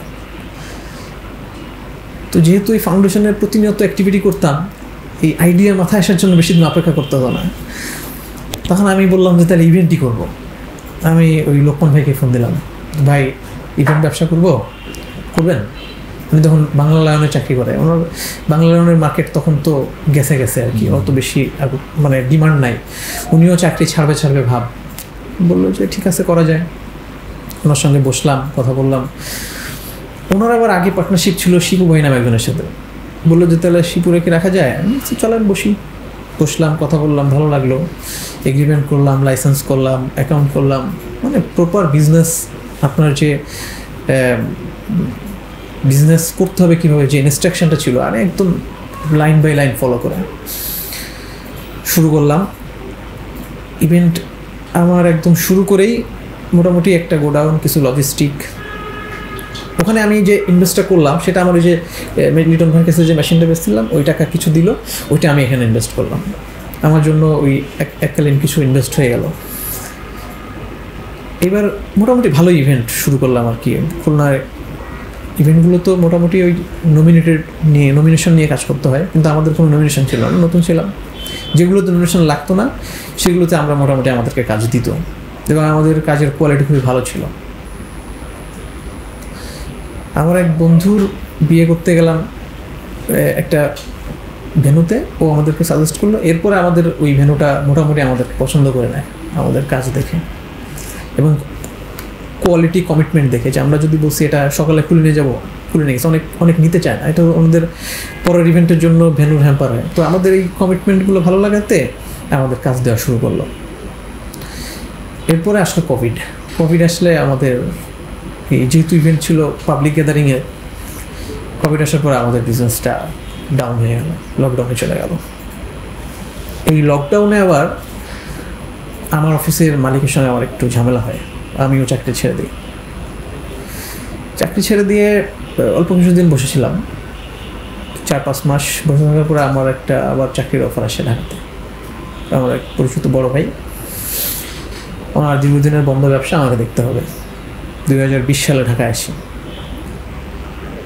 মানে প্রায় 1-1.5 বছর চাকরি করি, কিন্তু আমার মানে ততদিনে তো আমি মোটামুটি এই ফাউন্ডেশনে আমার চেনা জানা অনেক ভালো হয়ে গেছে। এবং 2018 থেকে 20 আমার এই ফাউন্ডেশনের জার্নিতে যত মানুষের সাথে পরিচয় হয়েছে, প্রত্যেকের সহযোগিতায় মোটামুটি আমি আরও সাহস পেয়ে গেছি। এবং আপনার অনেক স্লোগান আমাকে মানে টানে আর কি, যেটা মানুষের জন্য কাজ করলে জীবিকার জন্য কাজের অভাব হয় না। আমি প্রচুর ভলেন্টিয়ারিং করতাম। ভলেন্টিয়ারিং করতে আপনি স্যার যেমন আপনি আপনার ফ্যামিলিতে যেমন আপনার গল্প বলেন, আমি আমার কোনো ফ্যামিলি রিলেটিভস অসুস্থ হলে আমি হসপিটালও রাত কাটাইছি, মানে অ্যাটেন্ডেন্স হিসাবে। বাইরে যাবে অসুস্থ রোগী, ভিসা নিতে হবে, আমি সারা রাত রাস্তায় একটা ইটের পরে বসে সিরিয়াল ধরে রাখছি আমার রিলেটিভের জন্য। আমার আত্মীয় স্বজন আমাকে প্রচণ্ড পছন্দ করে, এবং আমি কোনো উদ্যোগ নিতে চাই, আমার যদি ক্রাইসিস শুনে আমাকে তারা হেল্প করতে চায়। এবং একটা সময় বুঝে গেল যে ও যখন চাকরি করবে না, তখন ওকে আর সাপোর্ট করা ছাড়া কোনো উপায় দেখে না। তখন আমাকে আমার রিলেটিভসরা যে ধরনের সাপোর্ট আমি চাই বা দরকার মনে করি, তারা আমাকে করার চেষ্টা করে। 2020 সালের শেষের দিকে, 21 শেষের দিকে আমি 1-1.5 বছর চাকরি করি। চাকরিটা আবার ছেড়ে দিই, আমার ভালো লাগে না। কারণ যে আমি চাকরিতে কোনো জানি মজা পাচ্ছি না, আমার একটা ফ্রিডম লাগবে। চাকরি ছেড়ে দিয়ে কী করবো, তখন আবার রেডিমেড গার্মেন্টস সেল করবো। লিটন ভাই, লোকমান ভাই, দুবাই রাসেল ভাই একটা প্ল্যান করে আমরা পরিকল্পনা করছি এটা এইভাবে কাজ করব। তো ভাবে সবাই তো বাইরে, আমি একমাত্র ঢাকাতে। লিটন ভাই একদিন সপ্তাহে ছুটি পায়। তো আমি এই সময়টা হামিম ভাইয়ের অফিসে গিয়ে বেশ টাইম স্পেন্ড করতাম, যে দুপুরের পর হয়তো খাওয়া দাওয়া করে ওখানে চলে যেতাম। তখন আমি একা থাকি ঢাকাতে, আমার বিয়ে ঠিকঠাক হবে আর কি। মানে আমি অফিসিয়ালি আমি বিয়ে করছি বেকার অবস্থায়, বাট কেউ জানে না তখন। কিন্তু আমি যে চাকরিটা ছেড়ে দিলাম, ওই অ্যাকাউন্টিংটা দেখার জন্য আমাকে কিছু টাকা দিত, যে তুমি আমাদের অ্যাকাউন্টিংটা দেখে দাও, হিসাব নিকাশ যা আছে আমাকে এটা দেখে দিও। তো আমাকে কিছু টাকা দিত। এভাবে আমি হামিম ভাইয়ের অফিসে গিয়ে টাইম পার করতাম। হামিম ভাই আমাকে, আমি বলতাম ভাই এটা করবো এটা করবো এটা করবো, কারণ যখন কিছু না করি তো অনেক কিছু মাথায় বলতো যে আপনি আমাকে, হামিম ভাই প্রপোজ করলো যে আপনি আমার অ্যাক্সেসরিজের মার্কেটিং করেন, আপনি সেল করবেন, আমি প্রোডাকশন দেখব। ওকে। তা আমার তো এই ট্রেডের একদমই জানাশোনা নাই, আমি কিছুই জানি না, মানে আমি একটা অ্যাক্সেসরিজের নামও জানি না। তা আমি রাজি হয়ে গেছি। রাজি হয়ে আমি কিছু আইটেমের নাম লিখে নিলাম, যে ভাই এটা কী বলেন, কী কী আইটেম আমাকে বলেন। বললো, আমি বাসায় এসে গুগল করতাম যে হ্যাংট্যাগ কারে বলে, কেয়ার লেভেল কারে বলে, ওভেন লেভেল কারে বলে, এগুলো আমি খুব ইন্টারনেট দেখতাম। দেখার পরে আমি এসে এদের সাথে আলোচনা করলাম যে ভাই এরকম একটা আমাকে তো প্রপোজ করছে, তো এটা নিয়েও আমরা কাজ করতে পারি। তো লিটন ভাই বললো, যেহেতু উনি গার্মেন্টসে চাকরি করতো, বললো যে ঠিক আছে, আমার একটা পরিচিত আছে, চলেন ওখানে গিয়ে দেখি। গেলাম। 2বার যাওয়ার পরে আমাদেরকে একটা অর্ডার দিল, যার ভ্যালু ছিল 4700 টাকা এবং এটার কস্টিং ছিল 4200 টাকা। আমার এই অ্যাক্সেসরিজের কিছু না বুঝে কিছু না জেনে 500 টাকা প্রফিট ছিল। এরপর আমি রিটার্ন বয়ের সাথে কয়েক জায়গায় গেলাম, কিন্তু ভালো রেজাল্ট আসলো না। ততদিনে বুঝলাম যে আমার এটা নিয়ে অনেক স্টাডি করতে হবে, আমার নলেজ নাই। এরপরে ওনাদের সঙ্গেও পার্টনারশিপটা ক্লোজ হয়ে যায়, তখন আমি একা। ততদিনে আমার এই যে রাস্তাঘাটে অনেক গলি গলি ঘুরে অনেক ফ্যাক্টরিতে গেছি, দারোয়ানরা ঢুকতে দেয় না। আমি বাস থেকে নেমে চেহারা জীর্ণশীর্ণ হয়ে গেছে, রোদ্রে গিয়ে কালো কালো হয়ে গেছে। দারোয়ান চিন্তা করছে কে, ঢুকতে দেয় নাই। অনেক গেট থেকে আমাকে রিফিউজ করছে। আমি কাউকে চিনি না, কার কাছে অ্যাড্রেস করতে পারি না, কার সাথে দেখা করতে দেবো, ঢুকতে দেয় নাই। তখন আমার চিন্তা করলাম যে আমাকে স্টাডি করতে হবে, নলেজ বাড়াইতে হবে। উইদাউট নলেজ আমি বিজনেস করতে পারবো না। তখন আমি বাইরের সময় দেওয়ার থেকে হামিমবাই অফিসের সময় দেওয়ার বেশি শুরু করলাম। কাজ কিভাবে হয়, কোনটা কোন জায়গা থেকে প্রোডাকশন হয়, এটাকে কি বলে, এটার ভিতর কী কী ম্যাটেরিয়াল থাকে, এই জানা শুরু করলাম। এবং এই জার্নিটা মানে বেশ লম্বা হতে লাগলো, আমার দিনগুলোও কঠিন হতে লাগলো। ইন দ্য মিন টাইম আমি বিয়েও করলাম, এবং আমি শুধুমাত্র আমার ওয়াইফের সঙ্গে ডিসকাস করলাম যে আমি ওই চাকরিটা ছাড়ার আগে আমার ওয়াইফের সঙ্গে ডিসকাস করছিলাম যে দেখো আমি কিন্তু জব আমাকে ছাড়ছে না, বাট আমি জবটা ছেড়ে দিচ্ছি। তুমি যদি বলো যে হ্যাঁ, যেহেতু জব থাকবে না আমার, তো একটু কষ্ট করতে হবে। আমার ওয়াইফও জব করে, তো আমাকে সাপোর্ট করলো এবং আমরা খুবই ছোট একটা 2 রুমের বাসা নিলাম। 2 রুমের বাসা নিলাম এবং বললো ঠিক আছে, ওকে। আমরা মানুষ 2 জন, 2 রুমের বাসা। কিন্তু বেশি দিন বসে থাকতে হয় না আমাকে। আমি যেহেতু মানে আমি খুব ভালো লার্ন করতে পারি, আমি খুব অল্প সময় শিখে নিলাম। এবং আমাকে হামিম ভাই খুব হাতে কলমে ধরে, মানে আমার যদি ব্যবসা করতে হবে, উদ্যোক্তা হতে হবে, এটার মেন্টর যদি কেউ থেকে থাকে, গুরু যদি থেকে থাকে, সেটা ইকবাল বলা যায় স্যার। অ্যাক্সেসরিজের ব্যবসা করতে হবে, এটা যদি কেউ আমাকে ধরে ধরে শিখে থাকে, সেটার গুরু আমার কাজী নাজমুল হামিম ভাই। আমি কিছু ব্যক্তির প্রতি এতটাই কৃতজ্ঞ, এবং আমি যদি যে কোনো ভাষায় কৃতজ্ঞতা প্রকাশ করি সেটাও কম হয়ে যাবে। অর্ডার ছিল, এরপর আমি কিছু বাইং হাউস, কিছু ফ্যাক্টরিতে যাই, আমাকে একটা আইটেমের অর্ডার দেয়, অল্প কোয়ান্টিটি, হয়তো 20,000 10,000, যে কোয়ান্টিটি দিয়ে আমার হয়তো ওই যে সারা মাসে যে খরচটা করি ওটা উঠে যায়। তারপরে আমার একটা টার্নিং পয়েন্ট আসে হচ্ছে যে আমাদের এই ফাউন্ডেশনের রবিউল ভাই একটা ফ্যাক্টরি করেন। ওই ফ্যাক্টরিটা উনি আমাদের সাথে আলোচনা করে ফ্যাক্টরি করবো, এই কাজগুলো করবো। তো হামিম ভাই দুজনের কাজগুলো করতে সহযোগিতা করি। ফ্যাক্টরির কাজ শেষ হয়ে গেলে আমাকে রবিউল ভাই একটা গিফট দিতে চায়। তো দাদা তুমি সময় দিল, আমি একটা গিফট দিতে চাই। হামিম ভাইকে বলে, আমাকে না, হামিম ভাইকে বলে। হামিম ভাই বলে যে দাদা তো অ্যাক্সেসরিজ নিয়ে কাজ করে, আপনার অ্যাক্সেসরিজের কাজগুলো দেন। তো ঠিক আছে। আমার প্রায় 2 বছরের মতো এই ফাউন্ডেশনে আমার 80% প্লাস সেল ছিল এই ফাউন্ডেশনের মেম্বারের কাছে। দ্যাটস মিন আমাকে কিন্তু এই ফাউন্ডেশন আমাকে ইনভেস্ট দিছে, প্রোডাকশন দিছে, আবার বায়ারও দিছে। এই রবিউল ভাই, হামিম ভাই, সাব্বির, সাইদ ভাই, এম হোসেন বা আরও যাদের সাথে আমার ওঠা বসা, এখন আমার কোনো স্কুল কলেজের লাইফের বন্ধুবান্ধব নাই। ইভেন যদি কোনো বড় ভাই থেকে থাকে, সেটা ওই ফাউন্ডেশনের মাধ্যমে পাওয়া, এবং তাদের সঙ্গে খুব বন্ধুর মতো নেশা। আমার 2022-23 সালে আমি প্রতি মাসে 22-23 সালে শুধু 8-10 লক্ষ টাকার অ্যাক্সেসরিজ সেল করতাম শুধু রবিউল ভাইয়ের কাছে। এবং রবিউল ভাইয়ের মাধ্যমে আমি বাইরে অনেক রেফারেন্সে বাইরে পাইছি, যেমন আমি জেন্টেল পার্ক, রিসম্যান, যদিও আমার নামগুলো বলা ঠিক হচ্ছে কিনা জানি না, তো বাংলাদেশের লিডিং যে ব্র্যান্ডগুলো আছে তাদের সাথে আমি কাজ করার সুযোগ পাইছি। এবং সেটা কিন্তু এই ফাউন্ডেশনের মাধ্যমে। অনেকে চিন্তা করে যে মনে হয় যে এখান থেকে নেওয়ার কিছু নাই।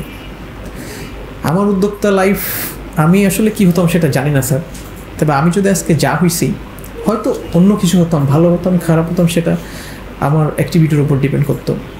কিন্তু আমার সঙ্গ, আমার মেশার সঙ্গ, কলেজ লাইফ হোক আর এখানে এসে হোক।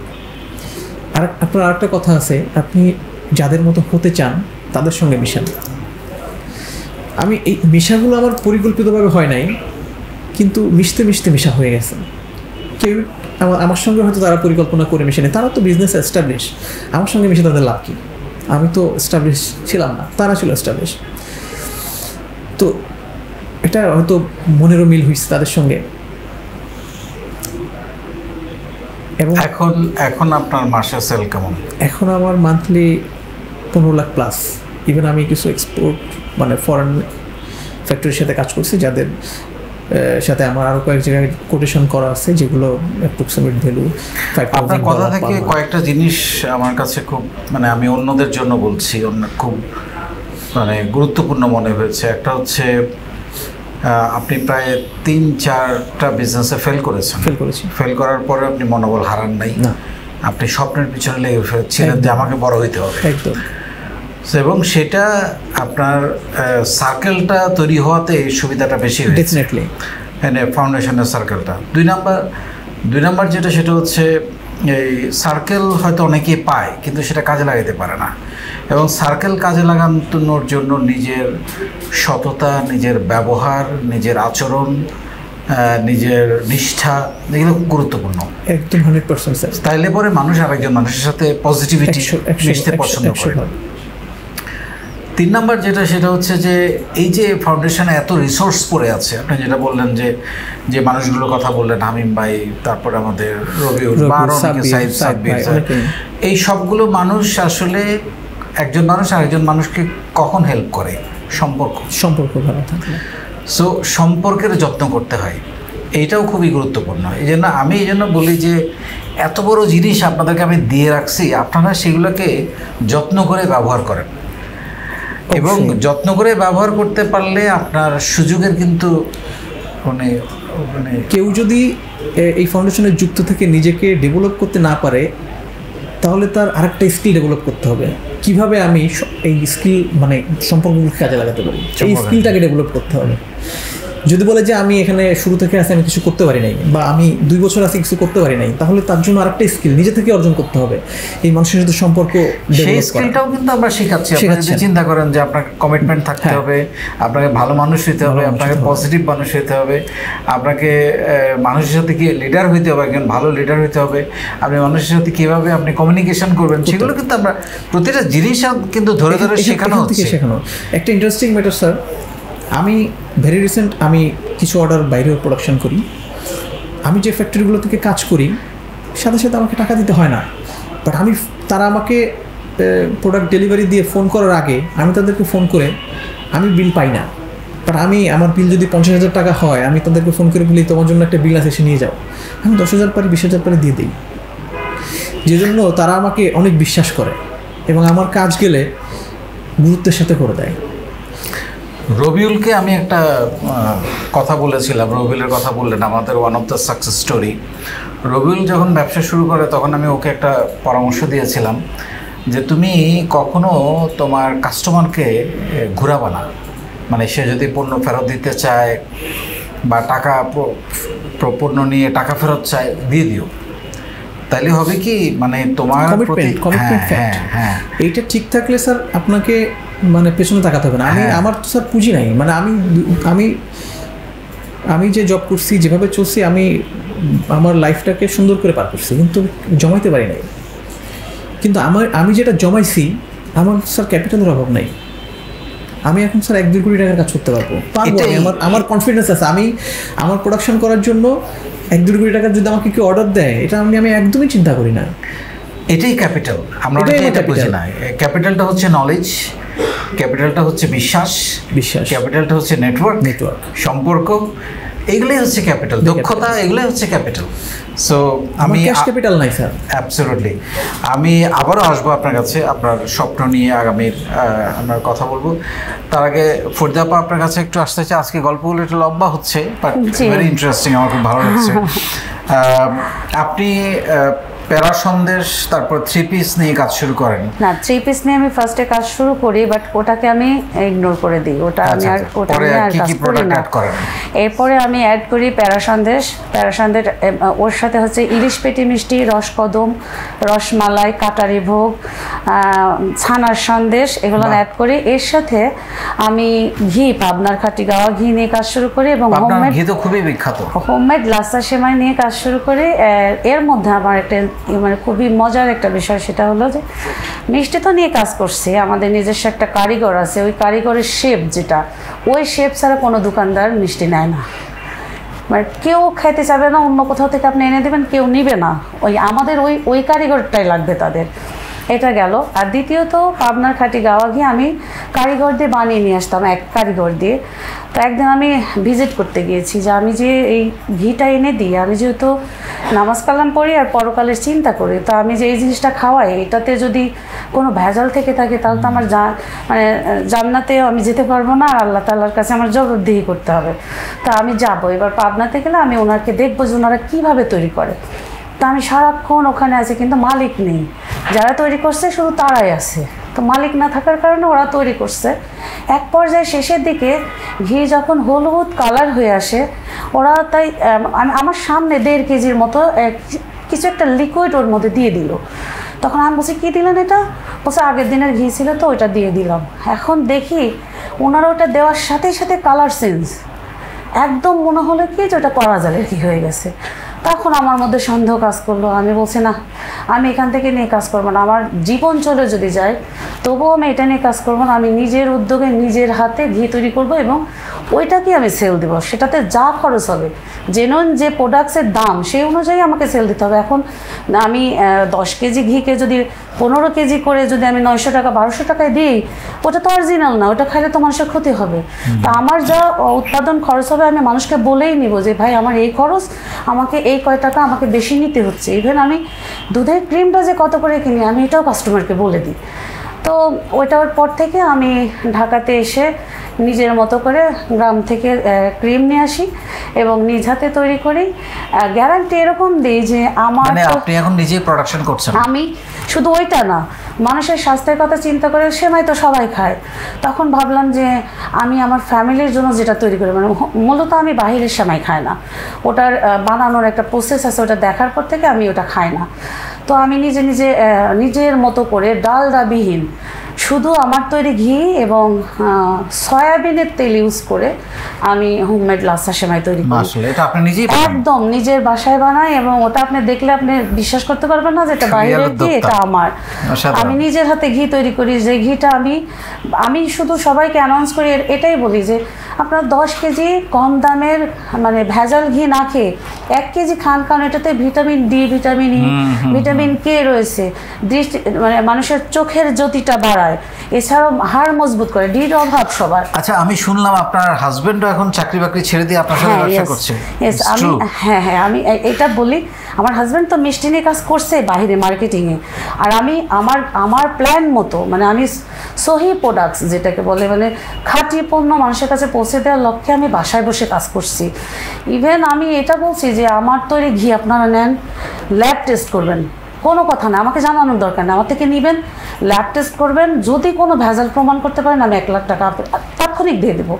এছাড়া তো আমি আর পারছি না বলতে, কারণ মানুষ তো বিশ্বাস করবে না, কারণ ভেজালের ভিড়ের অরিজিনাল ঘিটা যখন দিচ্ছি, অরিজিনাল ঘির একটা ক্যাটাগরি আছে, ওটা দেখার পর ভাবছে কি এটাই ভেজাল। আজকের পরে তো আপনার ঘির বিক্রি আরো বেড়ে যাবে। এটা ভাবছে কি যে এটাই ভেজাল। বাট আমি একটা কথা সবার উদ্দেশ্যে বলবো, আজকে হয়তো বা সুযোগ পেয়েছি, অরিজিনাল যে ঘিটা সেটা তৈরি করার পরে প্রথমে কালারটা গাঢ় থাকবে, দুই-এক দিন পরে ওটার কালার যখন দানা পড়ে যাবে তখন হলুদ কালার হয়ে যায়, তারপরে কি হয় এটা একটু ফ্যাকাশে হয়ে যায়। আবার ওই যে স্মেল, যেটা আমরা তো কোনো ফ্লেভার দিই না, আমরা কোনো প্রিজারভেটিভ দিই না, রং মিক্স করি না, যার কারণে ওর যে ঘ্রাণ প্রথমে যেটা থাকে পরবর্তীতে অতটা থাকে না। এটা ভেবে মানুষ ভুল করে কি যে এই ঘিটা মনে হয় এটাই ভেজাল। মানে আমার মাথায় অনেক টেনশন ছিল, হে আল্লাহ আপনি আমাকে এমন একটা পথ দেখান যে পথে আমি মানুষকে বোঝাইতে পারবো যে এটাই অরিজিনাল। আমি ভেঙে পড়েছিলাম। তারপরে আমাদের নাটোর জেলাতে যে সেশন ক্লাসের ডক্টর নাজির আহমেদ ভাইয়া থাকে, আমি ভাইয়ার সাথে একটু ডিসকাস করলাম যে ভাইয়া আমার তো খুব খারাপ লাগছে, তা আমি অরিজিনাল পণ্য দিলে মানুষ বলে এই ঘির দাম বেশি, এই ঘি নেওয়া যাবে না। তা আমি তো এই ঘির মধ্যে যদি ভেজাল দিতাম, আমি তো 5 কেজি ঘিকে 10 কেজি অলরেডি বানাই দিতাম, আমি তো ফ্লেভার যুক্ত করতে পারতাম, সব দিয়ে তো আমি তো 900-1000 টাকা সেল দিতে পারতাম, কিন্তু আমার পসিবল না। আমার যেখানে ওখানে ক্রিম কিনতে এত টাকা খরচ হয়, জাস্ট 150 টাকা তো মানুষ লাভ করবে, 200 টাকা তো লাভ করবে। এটা বলার পরে ভাইয়া বলল যে টেনশন করার কিছু নেই। সরি স্যার, আমার গলায় একটু প্রবলেম হচ্ছে। ঠিক আছে।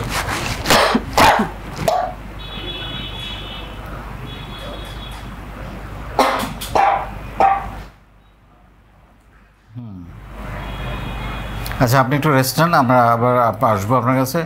প্রতুল, এই যে আপনি যে লাইনে এখন নেমেছেন, এক্সেসরিজ নিয়ে কাজ করছেন,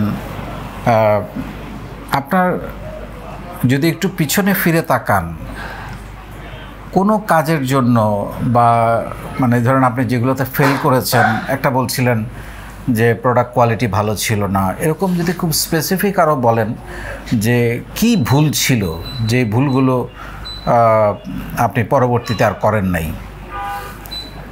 আমি যে ব্যবসাগুলোতে ফেল করছি এবং যে ভুলগুলো হয়েছে ওই ভুলটা আমি সেকেন্ড টাইম করি নাই। যেমন প্রথমবার আমি প্রোডাক্টকে প্রোডাকশন করবে এটার আমি রিপোর্ট না করার আমি ফেল হলাম। সেকেন্ড টাইম কোয়ালিটির কারণে ফেল হলাম। থার্ড টাইম কোভিডের কারণে ফেল হলাম, আমার পারফরমেন্স ভালো ছিল। তো আমি এবার যখন অ্যাক্সেসরিজের জন্য ডিটারমাইন হলাম যে ব্যবসা করব এটা, তখন আমি এটার সোয়াট অ্যানালাইসিস করলাম যে এটার অ্যাকচুয়ালি কী কী প্রসেসে কাস্টমারের কাছে যায়, অ্যাকচুয়ালি ডেলিভারি হয়, প্রোডাকশান হলো, ইনহাউস এসে কোয়ালিটি চেক হলো, রাস্তায় ডেলিভারি হলো, ফ্যাক্টরিতে পৌঁছালো। এর মাঝখানে অনেকগুলো কাজ আছে। প্রোডাকশনের সময় এক একটা আইটেম এক এক জায়গায় প্রোডাকশন হয় এবং এক একটা প্রোডাকশনের এক এক রকম সিস্টেম। লাইক আমরা যে অ্যাক্সেসরিজগুলো ফ্যাক্টরিতে দেই, এটার ভিতর একটা শার্টে বা একটা প্যান্টে বা অন্য অন্য যে জ্যাকেটগুলোতে থাকে কাপড়ের বাইরে যা আছে সবই সুতা, মানে অ্যাক্সেসরিজ। কাপড়ের বাইরে যেটা আছে সবই অ্যাক্সেসরিজটা খুবই সামান্য একটা পার্ট একটা গার্মেন্টসের, কিন্তু এটা খুবই ভ্যালুয়েবল একটা পার্ট। এই অ্যাক্সেসরিজ ছাড়া গার্মেন্টসটা শেষ হচ্ছে না। তো hang tag, care level, oven level, পার্টন, zipper, polyp, cartoon sticker বা অন্যান্য যে জিনিসগুলোই লাগে, এটার এক একটা প্রোডাকশন এক এক জায়গায় হতে আমাকে প্রত্যেকটা জায়গাতে গিয়ে আমাকে কাজ করতে হয়। আমি যদি কয়েকদিনের আগের একটা উদাহরণ বলি, আমাকে একজন একটা কিছু আইটেম দিয়ে কোটেশন করতে বললো। তো আমি আইটেমগুলো একটু নতুন দেখলাম। তো আমি নতুন দেখার পরে আর এই আইটেমগুলো যেখানে প্রোডাকশন হয়, আমি সারাদিন ঘুরলাম। ওখানে ঘুরে আমি বিকেলে হাইম্বার অফিসে গেলাম যে ভাই যে আমি করছি এটা। বলে যে আপনার এত ঘোরা লাগছে, আপনি তো আমার অফিসে দিলে হয়ে যেত। তাহলে আমি ইচ্ছে করে ঘুরছি এটা জানার জন্য যে এটা কোথায় হয়, কীভাবে হয়। যে জন্য আমি যে ভুলটা আগে হয়েছে আমি সেই ভুলটা সেকেন্ড টাইম করি নাই, এখন থরলি আগে প্ল্যান করে গেছি। এবার আমার দ্বারা যদি নতুন ভুল হয় সেটা আমার নলেজের বাইরে গিয়ে হবে। যদি পিছনে ফিরে থাকেন আপনার, you have long way to go, এখনও অনেক কিছু, তারপরে এরকম হয় না মানুষের লাইফে, এরকম কোনো রিগ্রেট আপনার লাইফে আছে যে এটা না করলেও পারতাম, বা মানে এইখানে আমার বোধহয় এরকম রিয়াকশন দরকার ছিল না, এরকম কোনো রিগ্রেট আছে? এরকম আছে তো অবশ্যই। আমার মনে হয় যে আমি যদি যখন পড়াশুনো করেছি কলেজ লাইফে প্রচুর টাইম নষ্ট করছি, যে টাইমটা আসলে আমার নষ্ট না করলে আজকে হয়তো আরও ভালো কিছু হতে পারতো। তবে এখন আরেকটা জিনিস চিন্তা করি যে সৃষ্টিকর্তা মনে হয় সব কিছুর জন্য একটা সুন্দর পরিকল্পনা করে রাখছে। আমি যদি টাইমটা নষ্ট না করে অন্য কিছু করতাম তাহলে এই ফাউন্ডেশনটা পেতাম না। আমার কাছে কেন জানি মনে হয় আমি একটা বেটার লাইফ লিড করতেছি এখন। আমি হয়তো অন্য, কারণ স্যাটিসফ্যাকশনের একটা বিষয় থাকে যে আমি আমার কাজটার প্রতি স্যাটিসফাই কিনা। আরেকটা মেটার একটা বলি স্যার, আমি যখন চাকরি করে প্রথম আমার উদ্যোগটাতে আমি বাড়িতে গিয়ে যখন মোটরসাইকেল নিয়ে গিয়ে সব বাজারে ঘুরে বাড়ি আসতাম, তখন আমার মা বলতো যে তুই ব্যাগ মানে এই ব্যাগ বিক্রি করে বেড়াবি তুই বাজারে। কারণ আমি তো তখন আমার বাবা মা অফিসে আসছে, দেখছে আমার জন্য আলাদা রুম ছিল, ওখানে কাজের পরিবেশ দেখছে, হয়তো ভালো লাগছে তাদের। আমি যে এবার বাজারে ব্যাগের অর্ডার নিচ্ছি এটা তাদের ভালো লাগে নাই। আমাকে বলে তুই এই কাজ করবি, তুই মাস্টার্স শেষ করে। তারপর আমি বলছি না, আমাকে কাজের জন্য আমি যে কোনো কাজ করতে পারি স্যার, আমি যে কোনো কাজ করতে পারি যদি সেখানে শেখার থাকে। আমি যে কোনো কাজ করার মানসিকতা আমার আছে। যে জন্য আমার মনে হয়েছে যে না, আমাকে আমার যে লাইফের যে ভুলগুলো ছিল সেটাকে, এই যে আমার যে নতুন একটা নেটওয়ার্ক তৈরি হয়েছে, এটাই মনে হয় আমাকে ওটাকে রিকভার করে দিয়েছে। খুবই গুরুত্বপূর্ণ। এবং আমি ব্যক্তিগতভাবে মানে আমার লাইফে, এত বছরের লাইফে আমি যেটা খুব মেনটেন করি এবং আমি আমার শেষ দিন পর্যন্ত মেনটেন করবো, সেটা হচ্ছে কৃতজ্ঞতা স্বীকার করা। মানে আমি আমার জীবনে বড় হওয়ার ক্ষেত্রে যে মানুষগুলোর অবদান, আমার বাবা মার তো কৃতজ্ঞতার শেষ নেই, আমার বড় চাচা, আমার ডাক্তার ভাই যার বাসায় থেকে আমি লেখাপড়া করেছি, এরকম আরো অনেক মানে শত মানুষ আছে। আমার ক্ষেত্রে আমার প্রত্যেকটা এইটা একটা মানুষকে বিনয়ী করে, একটা মানুষকে এগিয়ে যেতে সাহায্য করে, একটা মানুষ দোয়া দেয়। এটা আসলে দোয়া খুব গুরুত্বপূর্ণ। তো আপনি সেইগুলো আজকে আপনার কথাবার্তার মধ্যে বেরিয়ে এসছে। ফাইনালি যেটা জানতে চাই, প্রতুল নিজেকে কোথায় দেখতে চায় 10 বছর পরে? 10 বছর পরে ডেফিনেটলি নিজেকে আজকের থেকে আরও ভালো জায়গায় দেখতে চাই। পাশাপাশি আমার একটা অভ্যাস তৈরি হয়ে গেছে এই ফাউন্ডেশনে থেকে, আর মানুষের জন্য কাজ না করলে ভালো লাগে না এখন, সেটা যাই হোক। আমার যদি কেউ বলে যে আমাকে একটু মেসেজটা একটু ফরওয়ার্ড করে দেন, হয়তো পারে না, এটা আমার মনে হয় যে এটা আমার জন্য তার আমি হয়তো এই কাজটা আমি ওনার জন্য করলাম, আমি হয়তো এই কাজটা আমাকে দ্বারা করানো হয়েছে।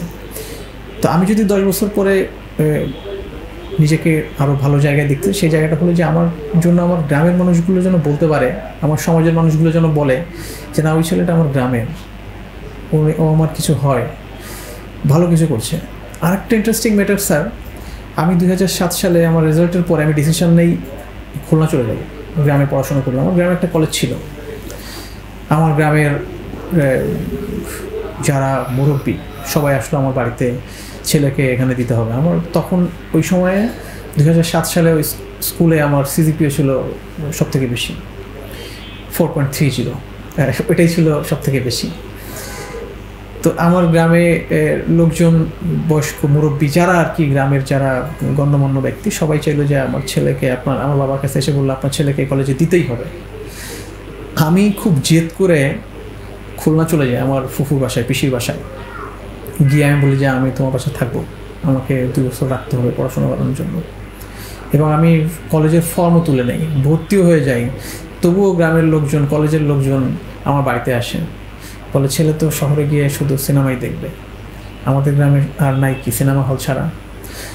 তো এখন তারা, আমি আমার লাইফে কোনো খারাপ সঙ্গ, খারাপ কাজ কিছুই করে নাই, যেটা এখন তাদের একটা মানে তাদের কথাটা সত্য হওয়ার মতো এমন কিছু আমার দ্বারা হয় নাই।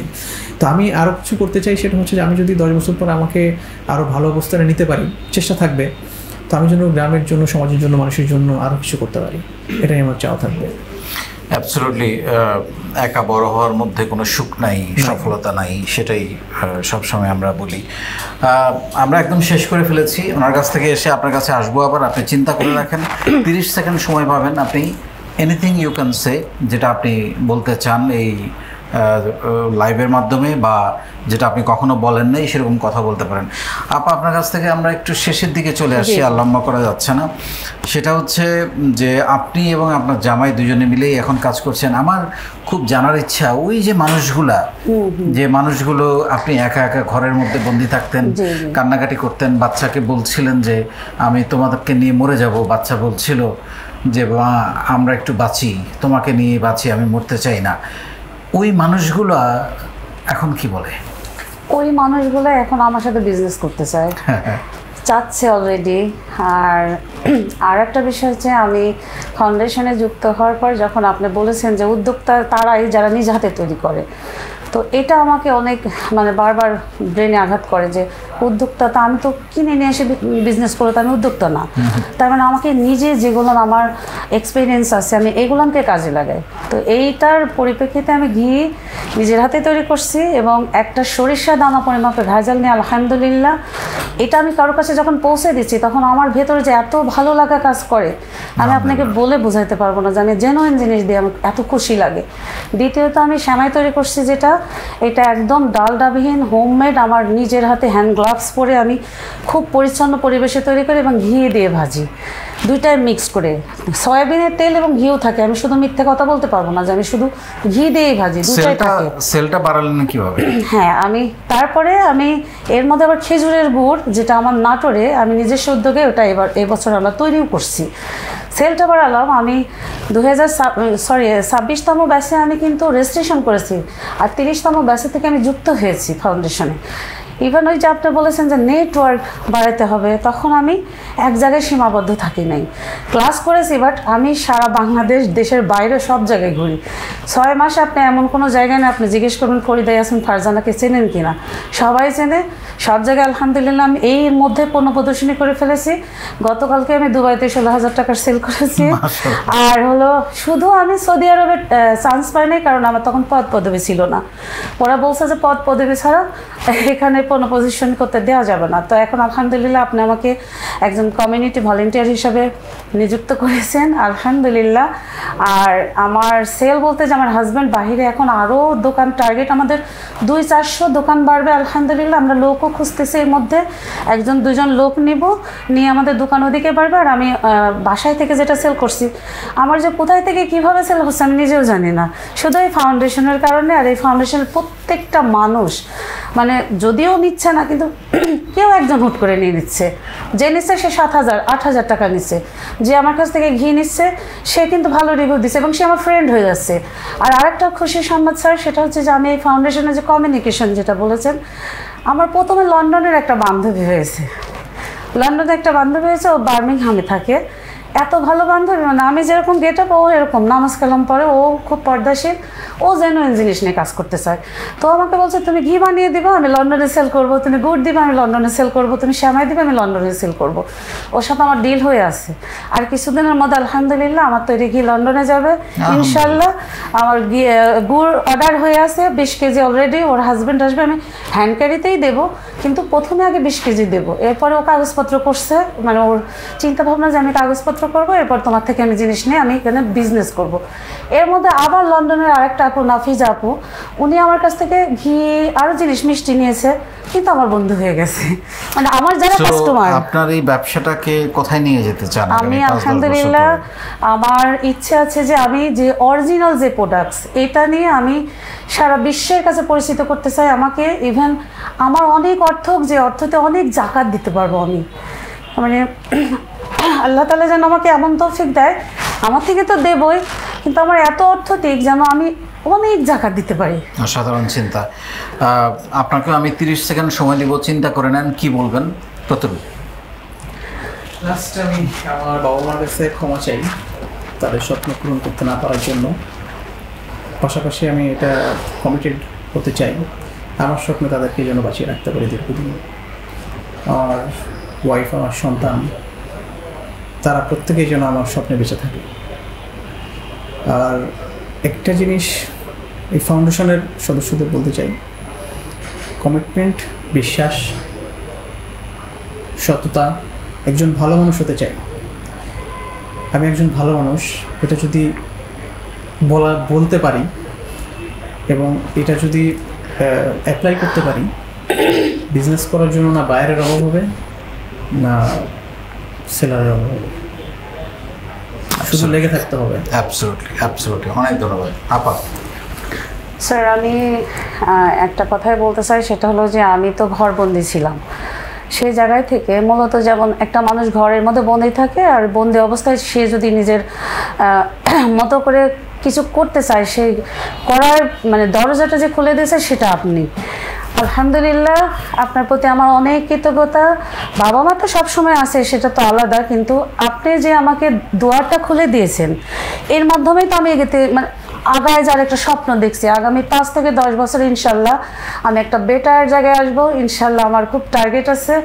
আমি মানে নিজস্ব একটা গাড়ি নেব, যেটাতে আমি পর্দা করি। আমার মানুষের মধ্যে যেতে আমার খুব প্রবলেম হয়।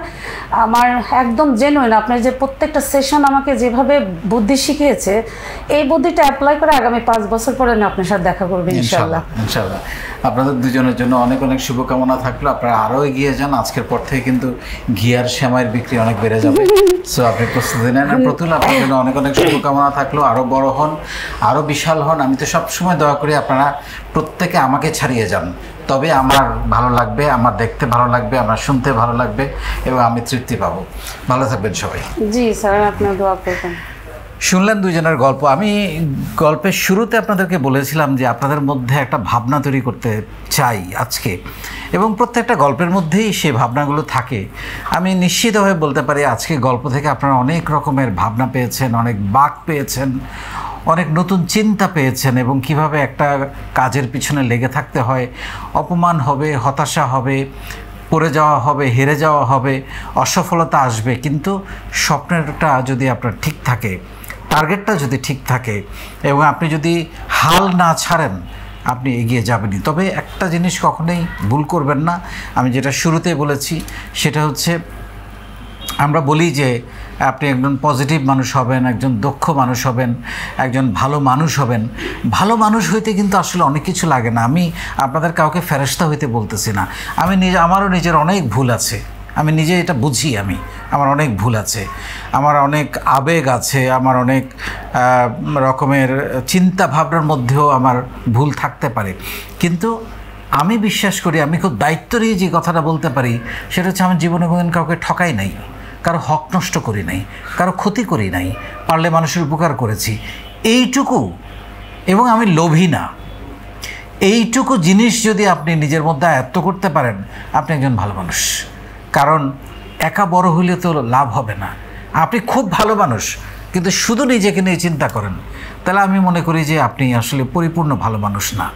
কারণ আপনি বড় হলেও আশেপাশে মানুষদের প্রতি, গ্রামের প্রতি, সমাজের প্রতি, বাবা মার প্রতি, আত্মীয় স্বজনের প্রতি আপনার কমিটমেন্ট খুবই গুরুত্বপূর্ণ। সো এরকম নতুন নতুন গল্প নিয়ে আবারও আগামী পর্বে দেখা হবে। আবারও আমি আপনাদেরকে যে প্রশ্নটা রেখে শেষ করতে চাই, সেটা হচ্ছে ওনারা যদি পারেন, আপনি কেন পারবেন না? এই প্রশ্নটা নিজের মধ্যে তৈরি করেন। অনেক ধন্যবাদ।